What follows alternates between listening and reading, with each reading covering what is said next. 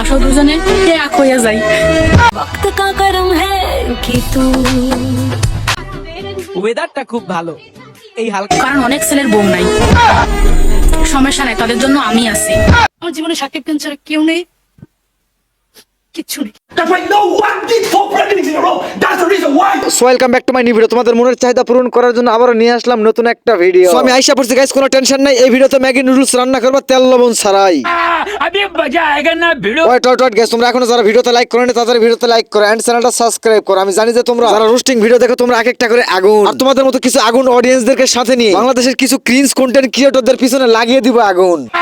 अभी मजा आएगा ना भिड़ो। সো এরকম একটা ভিডিও যে ধারণ করে পাবলিশ করতে পারে তারা তো ইন্টারন্যাশনাল ম্যাগি নুডলস বলা যেতেই পারে। ওয়েদারটা খুব ভালো। এই ওয়েদারে যদি তোমার সাথে কেউ লাগানোর মতো থাকতো তাহলে আরো ভালো হতো। আমি জানি যে তোমাদের চিন্তাধারাটা একটু খারাপই হবে। আমি সাবান ও শ্যাম্পু লাগানোর কথা বলছি। এই হালকা হালকা শীতে কোরিয়া সার্ভিসে পাঠায় দেবো নাকি একটা ছেলে যে আপনার শরীরটাকে গরম করে দিবে? তোমাকে যদি পেতাম ফ্রিতে, তোমাকে যদি পেতাম ফ্রিতে, তাহলে ম্যাগি নুডলসটারে রান্না করে খাইতো রাতে, আর তোমারে গোসল করা লাগতো এই শীতের সময় সকালে।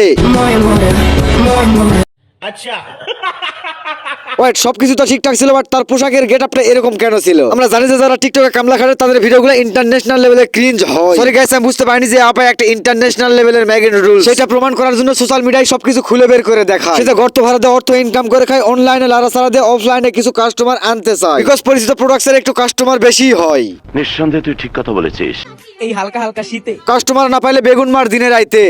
এই হালকা হালকা শীতে আমার জীবনে সাকিব খান ছাড়া কেউ নেই, কিচ্ছু নেই। বিশ্বাস করেন গাইস, এত বড় লেভেলে পাগল যে কোন পাগলা গাড়ি থেকে পালিয়ে এসেছে সেটাও আমার জানা নেই। যদি জানতাম তাহলে 2 টাকা খরচ করে ওই পাগলা গাড়িতে ফোন দিতাম, দিয়ে বলতাম আপনাদের একটা রুগী বাইরে আসে প্রচুর পরিমাণে বিশৃঙ্খলা সৃষ্টি করতেছে, তাদের নিয়ে যায় একটু কারেন্টের শর্ট দিয়ে দেন।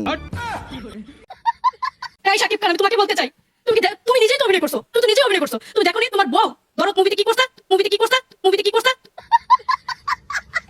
আপার দরদ ভালোবাসা উতলে পড়তেছে শাকিব খানের উপর। আপা ওইসব হ্যাটার ভালোবাসা বাদ দেন, আপনার স্বামী সন্তান 3 বেলা আপনার হাতে রান্না ভালো মতন খাইতে পারছে কিনা সেইটার উপর ফোকাস রাখেন। নিঃসন্দেহে তুই ঠিক কথা বলেছিস। এই শীতে কেউ এসে কইলো না। আসো দুইজনে মিলে একটু শরীরটা গরম করি। আসো, তোমারও কেউ নাই, আমারও কেউ নাই। এইটা আবার কোন ক্যারেক্টারের মাইয়া ভাই? বলতে না বলতে রাজি হয়ে যায়। আসো দুজনে এক হয়ে যাই। আরে ভাই, শরীরে কত ভোল্টেজের কারেন্ট উৎপাদন হলে এরকম কথা বলতে পারে সেইটা আমার জানা নাই, বাট এইটা আমার জানা আছে যে ইন্টারন্যাশনাল লেভেলের ম্যাগি নুডলস হলে এরকম কথাবার্তা বলতে পারে। নিঃসন্দেহে তুই ঠিক কথা বলেছিস।